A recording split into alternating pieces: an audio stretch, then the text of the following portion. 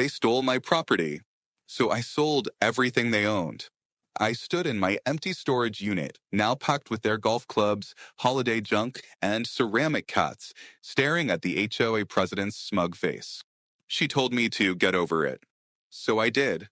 What followed was a legal revenge so perfect, it bankrupted her reign and ignited a neighborhood revolution. This is how you dismantle a tyrant, with paperwork and an auctioneer's gavel. You ever have that feeling like you're the only sane person in a world gone utterly mad? That was me a few years back, standing in the doorway of my own storage unit, a unit I knew was empty, staring at a jumbled mess of other people's belongings. Golf clubs, deflated Santas, what looked suspiciously like a complete set of ceramic cats. And then I saw her, Carol Albright, HOA president, clipboard in hand like a scepter. Consider it community service. She sneered when I confronted her. Get over it? Oh, I got over it. I planned an operation so precise, so devastatingly legal, it wouldn't just empty my unit, it would end her career. Stick around. The downfall starts now. Drop a comment letting me know where you're watching from, because trust me, you're going to want to hear how this particular episode of Suburban Warfare played out. This story isn't just about storage units. It's about principle. It's about audacity. And it's the glorious, meticulous, and entirely legal dismantling of a petty tyrant's little empire. My name is Arthur Henderson, and by trade, I'm a retired civil engineer. I like things to be precise, orderly, and above all, fair. When I bought a small commercial plaza on the edge of town, it came with a block of 20 self-storage units at the back of the property. They weren't the primary reason for the purchase, but I figured why not? A bit of passive income. Keep them clean, keep them secure, simple. I managed them myself. I knew every tenant, every unit status. Unit 17 had been vacant for 3 months, swept clean, lock checked. Or so I thought. I was doing my monthly walkthrough when I noticed Unit 17 had a brand new, rather expensive-looking padlock on it. Not my standard issue. My heart did a little thump of irritation. Had I forgotten a new rental? Unlikely. I keep meticulous records. A quick check of my ledger confirmed it. Unit 17, still listed as vacant. No lease, no deposit, no tenant named. Mystery occupant. This wasn't just trespass. This was theft. A brazen invasion of my property. My first thought was a squatter, but this was a secure gated facility. Well, secure-ish. The gate was more of a deterrent than a fortress. I put a polite but firm notice on the unit. This unit appears to be occupied without a valid lease agreement. Please contact Arthur Henderson immediately to rectify the situation or remove your belongings. I gave it 48 hours. Nothing. No call. The lock remained. My irritation was graduating to suspicion. This felt less like a desperate individual seeking shelter and more like something else. Something entitled. I decided a bit more observation was in order. I have a couple of game cameras I use for tracking deer, so I discreetly mounted one with a view of Unit 17's door. It wasn't long before I got my answer. The footage showed a woman with blonde hair sprayed into an immovable helmet, struggling to maneuver a large, ornate bird bath into the unit. She was followed by a man in a polo shirt tucked tightly into khaki shorts carrying what looked like judging paraphernalia, ribbons, a small PA system. I recognized them. The woman was Carol Albright, president of the Willow Creek Estates Homeowners Association, the sprawling development that bordered my property to the east. The man was her perpetually flustered vice president, Gary. Willow Creek Estates, an entity I'd had minimal, though occasionally perplexing, dealings with. Mostly requests for me to trim trees they claimed were encroaching from my side, even when my property survey clearly showed they were well within my bounds. Carol Albright, in particular, was a woman who seemed to believe her HOA presidency granted her dominion over a far wider territory than the HOA bylaws stipulated.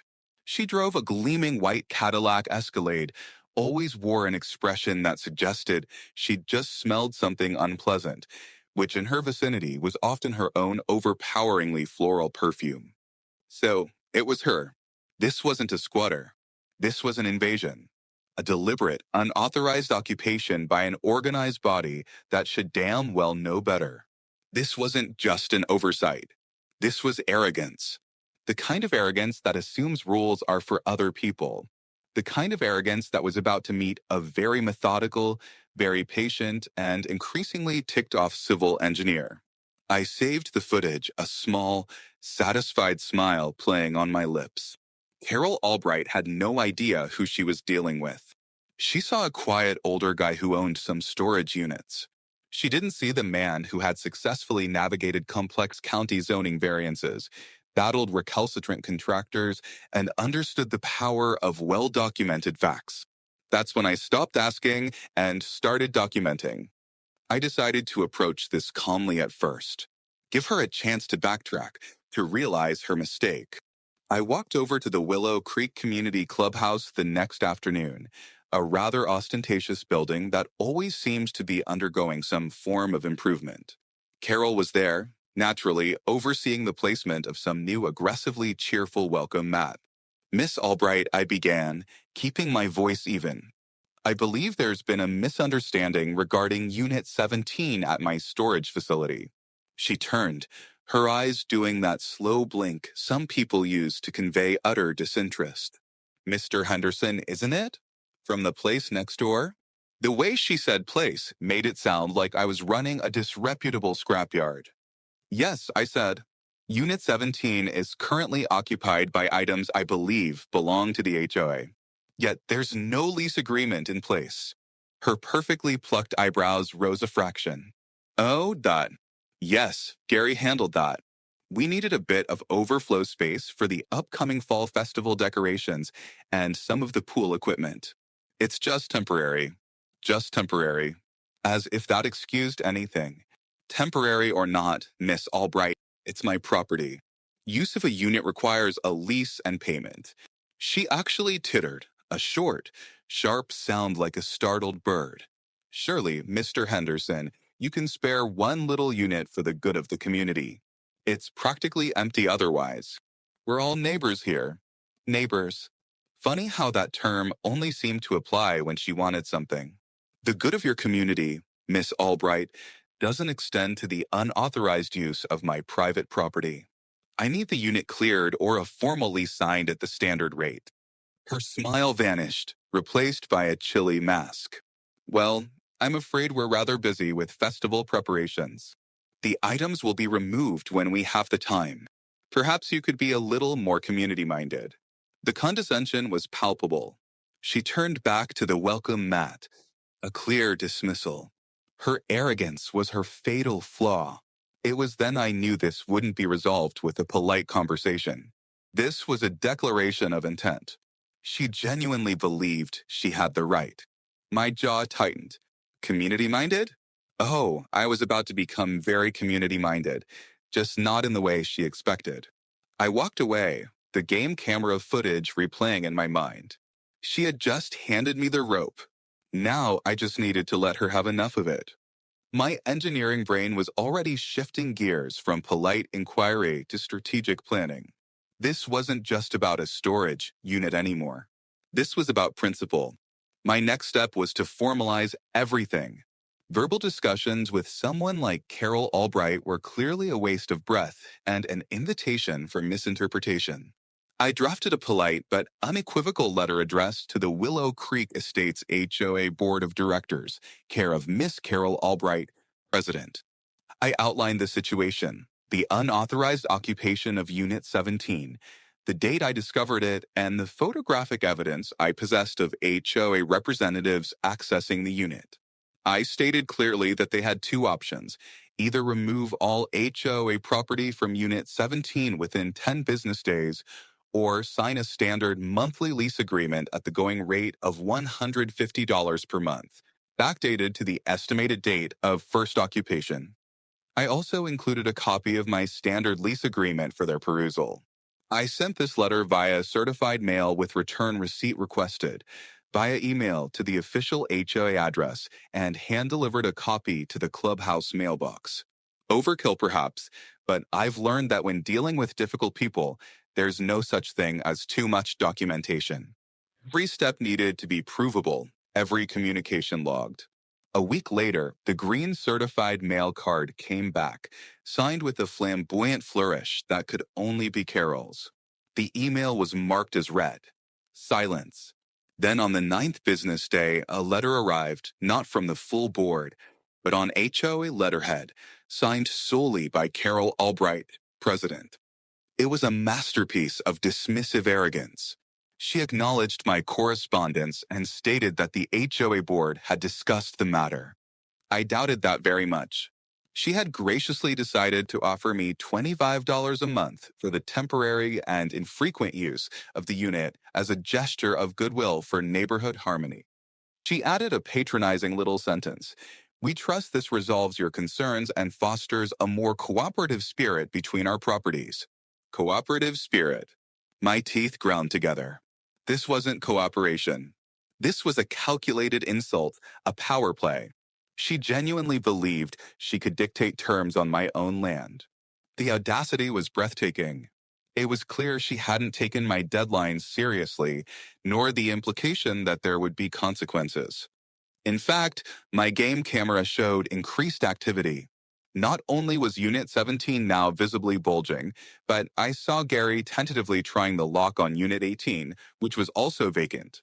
He didn't get in. I use high-security locks I install myself. But the intent was clear. They weren't just using one unit. They were eyeing expansion. This escalation played right into my hands. Her dismissive letter was now Exhibit B in my growing file. I didn't even bother responding to her insulting offer. Instead, I began the next phase of my plan. The law was my weapon. Patience was my ammunition. I let another week pass, then drafted a second letter. This one was less polite, more formal. It was a final notice before action. I referenced her letter, reiterated that her offer was unacceptable, and stated that if all HOA property was not removed from Unit 17 within 7 calendar days, and if a lease for the full amount wasn't signed and payment remitted, I would be forced to consider all items within the units as abandoned property. I then clearly cited the relevant state statutes regarding the disposal of abandoned property in self-storage facilities, which typically involve a public auction.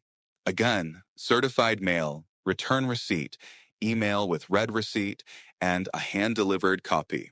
This time, I also included a clear photograph of the overstuffed Unit 17, date-stamped by the game camera. I wasn't bluffing about evidence. During this period, I continued my quiet surveillance. The sheer variety of items crammed into Unit 17 was astonishing. Besides the fall festival paraphernalia and pool cleaning equipment, I could glimpse through the slightly ajar door. They weren't even careful about closing it properly, what looked like several sets of golf clubs, very expensive ones by the look of the bags, a high-end gas grill, numerous boxes labeled holiday decorations, President's House, and even a stack of old campaign signs from Carol's last HOA election. The President's House label was particularly interesting. Were these truly community items, or was Carol using my facility as her personal free attic? My blood ran cold. Holiday decorations, President's House? This wasn't community storage. This was Carol Albright's personal free attic. My anger hardened into ice-cold resolve. This was corruption. The 7-day deadline on my final notice approached. On the 6th day, I received an email directly from Carol. No letterhead this time, just a short, sharp message. Mr. Henderson, your continued harassment is uncalled for. The HOA is a nonprofit organization, and we are very busy serving our residents. We will address the storage matter when the festival is over. Your threats are duly noted and considered highly unnecessary. Unmitigated gall. She was still treating me like a minor annoyance, a gnat to be swatted away when convenient. She clearly didn't believe I'd follow through. People like Carol Albright operate on bullying and intimidation. They rarely expect methodical, legally compliant resistance. They expect you to get angry, yell, and then eventually give up. They don't expect you to read the fine print and use it against them. The deadline passed. Silence. Perfect. I picked up the phone and called a lawyer I'd used a few years back for a property line dispute, a sharp fellow named Ben Carter, who specialized in real estate and contract law. I laid out the whole story, sent him copies of all correspondence, the photos, video stills. He listened patiently. When I was done, there was a pause, then a low chuckle on the other end of the line. Arthur, he said, this woman sounds like a classic case. But from what you've told me and the documentation you've got, you're in a very strong position. State law is quite clear on this. You've given them every opportunity. He confirmed the steps I needed to take for a legal auction of abandoned property. Specific wording for the public notice, how many times and where it needed to be published, the notice that needed to be posted on the unit itself. Follow this to the letter, Arthur, Ben advised, and she won't have a leg to stand on. In fact, she might find herself in quite a bit of hot water with her own HOA members when they find out what she's been up to. That last part was music to my ears. The game was truly afoot. The next morning, I had a formal notice of lien and intent to sell property professionally printed. It detailed the tenant as Willow Creek Estates HOA care of Carol Albright, president, the unit number 17, the outstanding rent calculated at my standard rate for the duration of their unauthorized occupancy plus late fees, and a clear statement that if the full amount was not paid within 15 days, the contents would be sold at public auction. The notice listed the date, time, and location of the auction, my facility 3 weeks hence, a Saturday morning. I posted one prominently on the door of Unit 17, sent copies via certified mail and email to Carol and the HOA, then took out advertisements in the local paper and online classified sites exactly as prescribed by state law. The ads were dry, factual, public sale of abandoned property, Unit 17. Contents appear to include holiday decorations, sporting goods, household items, etc. Sold as is, where is, to the highest bidder, cash only. I even took a photo of the notice posted on Unit 17 with the bulging contents visible behind it. I imagined Carol seeing the newspaper ad. She'd probably scoff, maybe even laugh, convinced it was an elaborate bluff. He wouldn't dare. She'd likely tell her cronies, perhaps Gary, who by now probably had a permanent facial tic from the stress of enabling her. But I would dare. I was daring. And I was meticulously, legally, and rather gleefully daring. The countdown to auction day had begun. Every legal I was dotted, every T crossed. Carol Albright thought she was playing checkers with a fool. She was about to discover she was in a chess match with an engineer who had just maneuvered her queen into a fatal trap. The beauty of it was she was doing most of the work herself through her own breathtaking arrogance. Auction day dawned bright and clear. A perfect Saturday morning. I'd hired a professional auctioneer, a no-nonsense fellow named Mike who'd done this sort of thing 1,000 times. He arrived early, took a look at Unit 17 after I'd cut Carol's expensive lock off and replaced it with one of my own, and whistled. Quite the collection in there. Art, he said, peering in. Looks like a suburban garage exploded. I'd set up a small table for registration and payment, a few folding chairs. These small-time storage auctions usually drew a handful of local resellers, curious neighbors, and people hoping to find hidden treasure. By 9:45, about 15 minutes before the scheduled 10 o'clock start, a small group of about 20 people had gathered. I was feeling a calm sense of anticipation. Everything was in place. And then, at precisely 9:53, a gleaming white Cadillac Escalade screeched to a halt at the entrance to the storage facility. Horn blaring, Carol Albright emerged, resplendent in a bright pink pantsuit that did little to soften her furious expression. Flanking her were Gary, looking like he'd rather be anywhere else on Earth, and another woman I recognized as the HOA treasurer, a thin, nervous-looking individual named Doris. Henderson, Carol bellowed, marching towards me, her voice echoing across the asphalt. What is the meaning of this outrage? You cannot sell our property. This is theft. Her face was mottled with anger, the blonde helmet looking particularly rigid. The small crowd of auction goers turned, intrigued. This was shaping up to be more entertaining than they'd anticipated. I remained perfectly calm. I even managed a polite, if slightly cool, smile. Miss Albright, good morning. As per the multiple legal notices served to you and the HOA, the public advertisements, this is a lawful auction to recover unpaid rent and fees for the unauthorized use of my storage unit. I held up a folder. I have copies of all relevant documentation right here. The certified mail receipts, the published notices, the photographs, our prior correspondence. You were given ample opportunity to remove your association's belongings or to enter into a formal lease agreement. You chose to do neither. Carol sputtered. Documentation. This is harassment. Those items are vital to our community. You can't just sell them. Gary, to his credit, tried to intervene. Carol, maybe we should have just paid the man. She shot him a look that could curdle milk. Silence, Gary. This is a matter of principle. Principle. She was still clinging to that. The auctioneer Mike stepped forward. Ma'am, if you have proof of payment or a current lease, we can certainly halt the proceedings. Otherwise, Mr. Henderson is within his rights. Carol glared at him. And who are you? Mike Roston, licensed auctioneer, and we're scheduled to start in 2 minutes. She looked wildly around as if seeking an ally in the crowd. Finding only curious and somewhat amused faces, her fury intensified. I'm calling the police. This is illegal. She fumbled for her phone. Please do, Miss Albright, I said calmly. I'd be happy to explain the situation to them as well. True to her word, she jabbed at her phone, her voice rising histrionically as she described the theft in progress. While she was thus occupied, Mike winked at me and announced, All right, folks. 10 o'clock. Let's get started with Unit 17. He unlatched the door and rolled it up with a clatter, revealing the chaotic bounty within. There were gasps, then murmurs from the crowd.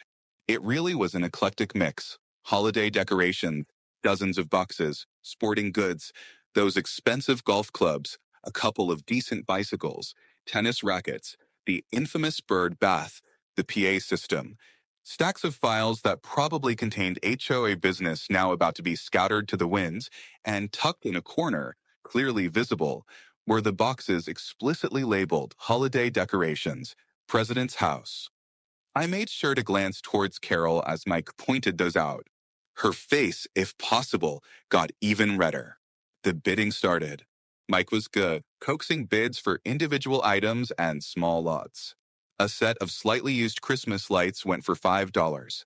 A box of bewildered-looking ceramic squirrels fetched 10. The high-end gas grill, after some spirited bidding between two resellers, went for a very respectable $250. The golf clubs, which Carol kept shrieking were irreplaceable custom clubs belonging to a respected member, were snapped up for $400 by a man who looked like he knew his titlists from his Callaway's. Each sale was like a small hammer blow to Carol's composure. She paced, she fumed, made loud pronouncements about suing me into oblivion. The police did arrive, two calm officers who listened patiently to Carol's tirade, then to my quiet explanation, accompanied by my folder of evidence. One of them, Officer Miller, whom I knew vaguely from a neighborhood watch meeting years ago, reviewed my paperwork. He nodded. Ma'am, he said to Carol, as far as we can see, Mr. Henderson has followed all the legal procedures for an abandoned property auction. This is a civil matter. We can't intervene unless there's a breach of the peace. Carol looked aghast. Breach of the peace? He's breaching the peace by stealing our property. Officer Miller just gave her a level look. You'll need to take that up with the courts, ma'am. For now, this auction is proceeding legally. He and his partner then advised Carol to keep her voice down and not interfere, or she might be the one breaching the peace. That shut her up momentarily, though she continued to glare daggers at everyone involved. The public humiliation was clearly a novel and unpleasant experience for her. The auction continued for another hour. The boxes labeled President's House were particularly interesting. They contained not just holiday items, but also what looked like personal knickknacks, old photo albums, and even a collection of rather garish porcelain dolls. Then Mike held up a box. Lot 23, assorted holiday decor and porcelain dolls? He squinted at the label. President's House. A murmur rippled through the crowd. I locked eyes with Carol. Her face, already crimson, drained of blood. The gavel fell. Sold. For $10. The sound echoed like a death knell for her reign. Her personal treasures, sold for pennies. The symbolism was delicious. Gary and Doris, the treasurer, looked increasingly miserable, clearly wishing the earth would swallow them. Finally, the last item was sold.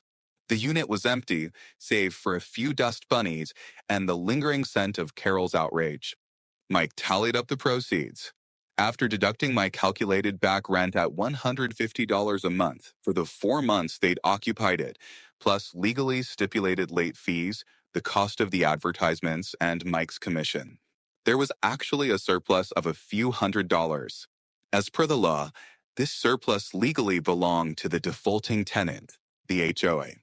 I had Mike prepare a formal receipt and check for the surplus amount payable to Willow Creek Estates HOA. I walked over to where Carol was still simmering, flanked by her dejected lieutenants. Miss Albright, I said, holding out the check and receipt. Here is the remaining balance from the auction proceeds after all outstanding debts and costs were settled. Please ensure this is appropriately recorded in the HOA's accounts. She stared at the check as if it were a venomous snake. She didn't take it. Doris, the treasurer, however, hesitantly reached out and accepted it, murmuring a barely audible, "Thank you." Carol just spun on her heel and stalked back to her Escalade, Gary scurrying after her. As she wrenched open the car door, she shot back one last venomous glare. "You will regret this, Henderson. You will regret this more than anything you've ever done."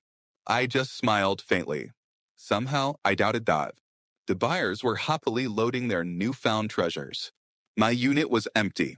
I had my money, and I had a feeling the real show was just beginning. The auction wasn't the end. It was just Act 1. I immediately went and installed brand new, even more robust locks on Unit 17 and 18 for good measure. The sense of satisfaction was profound. It took less than a week for the official-looking envelope to arrive. Summons and complaint. Willow Creek Estates Homeowners Association versus Arthur Henderson. They were suing me for unlawful seizure and sale of HOA property, conversion, trespass, and a host of other trumped-up charges. They were seeking damages that were, to put it mildly, imaginative, claiming the contents of the unit were worth tens of thousands of dollars, including irreplaceable community artifacts and items of significant sentimental value. Carol Albright was clearly not one to admit defeat gracefully. She was doubling down, hoping to bury me in legal fees and bully me into submission. Regret it? As her Escalade screeched away, I knew the real battle was just beginning. The lawsuit landed like a bomb, but Carol Albright was about to learn the hardest lesson of her life. Never sue a man with a filing cabinet full of receipts. I immediately called Ben Carter, my lawyer. "Well, Arthur," he said after I emailed him the documents, "can't say I'm surprised. People like her hate to lose, especially publicly. But they've just walked into a minefield." Ben was positively gleeful. "This isn't a problem, Arthur. This is an opportunity. The discovery process on this is going to be very, very interesting." Our defense was straightforward. We had meticulously followed every letter of the state law regarding abandoned property in self-storage facilities. We filed our answer, denying all their claims and attaching copies of every piece of documentation I had accumulated. Ben also filed a counterclaim for attorney's fees, citing the frivolous nature of their lawsuit. Then came discovery, the phase of a lawsuit where both sides get to request information and documents from the other and conduct depositions. And this, as Ben predicted, was where Carol Albright's carefully constructed facade began to crumble spectacularly. Ben sent a comprehensive request for documents to the HOA, seeking all board meeting minutes pertaining to the storage unit, all internal communications about it, any inventories of the items stored, and detailed financial records showing the purchase and ownership of the allegedly valuable items. He also scheduled depositions for Carol Albright, Gary, and Doris. The initial document dump from the HOA was telling in its omissions. There were no official board meeting minutes authorizing the use of my storage unit. No formal votes, just vague references in Carol's President's Report section about securing temporary storage for festival items. When Ben pressed for inventories or proof of purchase for the high-value items, they produced very little. A few faded receipts for some plastic tables and the PA system. Nothing for the expensive golf clubs or the high-end grill. Doris, the treasurer, was the first to be deposed. She was a bundle of nerves. Under Ben's calm but persistent questioning, she admitted that Carol had simply told the board she had made an arrangement for storage. Doris confessed she'd had misgivings but didn't want to challenge Carol. She also admitted that many of the holiday decoration boxes were, to her knowledge, items Carol brought from her own home each year for the clubhouse and then took back. She had no idea who owned the golf clubs, but she'd seen Carol's husband using a similar set. Gary's deposition was even more revealing. He was clearly terrified of Carol, but also tired of being her scapegoat.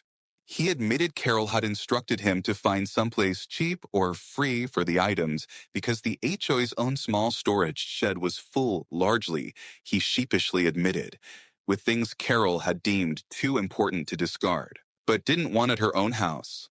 He confirmed Carol had dismissed my letters out of hand, calling me a grasping old man. He also crucially admitted that when he'd seen my final notice before action, he had urged Carol to just pay the rental fee, but she had refused, saying he won't dare do anything. We're the HOA. He needs us more than we need him. Ben Carter just smiled. Discovery, Arthur. That's where the truth comes out. And Carol Albright? She's about to step into the witness box and hang herself with her own lies. The real fireworks were Carol Albright's deposition. She swept in with her lawyer, a slick, overly confident man who clearly thought this was a minor nuisance case. Carol was arrogant, combative, and repeatedly tried to dodge questions. Ben, however, was like a patient bulldog. He'd circle back, rephrase, and calmly pin her down. The turning point came when Ben produced enlarged, date-stamped photos from my game camera showing Carol herself, not HOA volunteers, loading boxes clearly labeled Personal, CA, and Attic Overflow, Albright into Unit 17. Her lawyer tried to object, but the judge had already ruled them admissible. Carol's face went pale under her usual layer of foundation. Those are items I lend to the community for events, she stammered. Ben slid the photo across the table. Carol, caught on my camera, shoving a box labeled Personal, CA, into my unit. Explain this, Ms. Albright. Her lawyer objected. The judge overruled. Carol stammered, those are community items. Ben didn't blink. Then why are you suing Mr. Henderson for your personal dolls using HOA funds? The silence was deafening.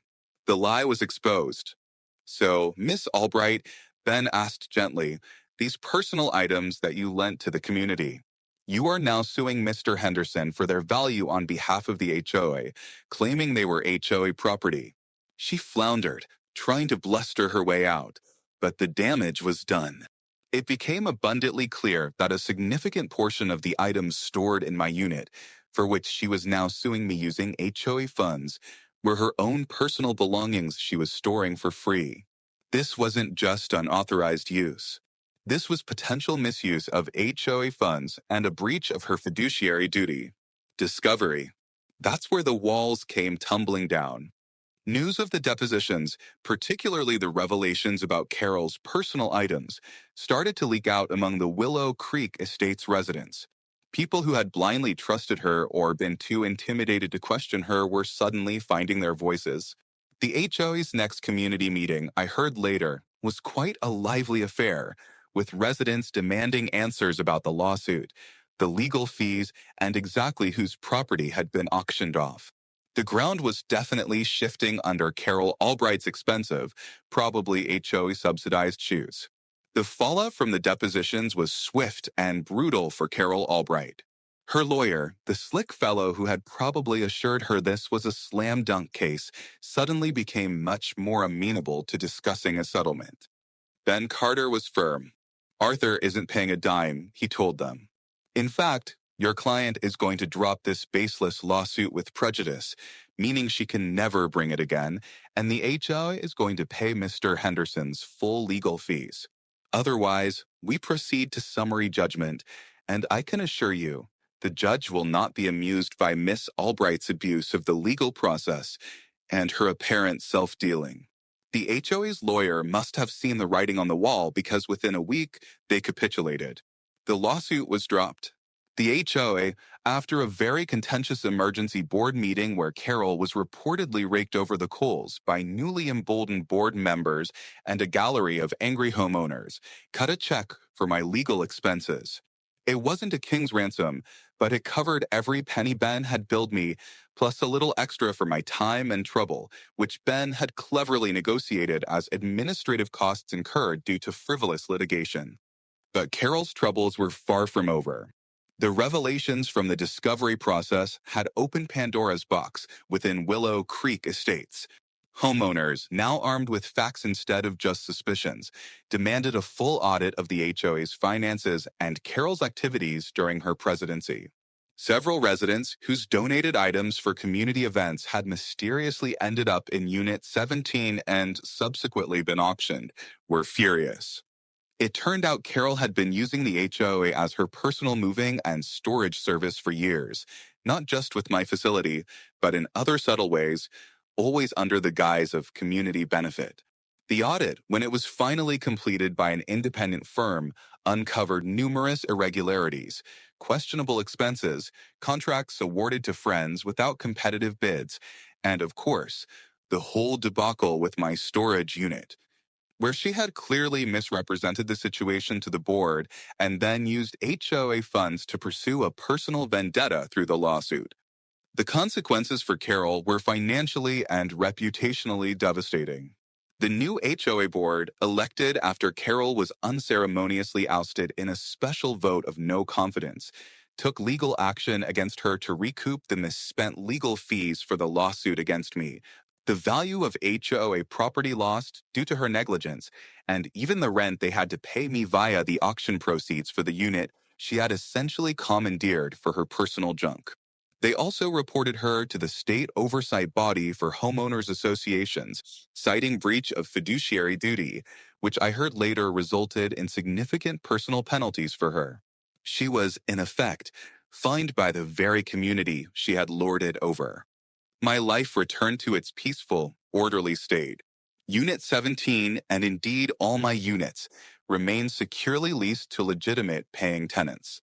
I upgraded my facility's main gate to a more robust system, though the new Willow Creek HOA board proved to be reasonable and refreshingly drama-free.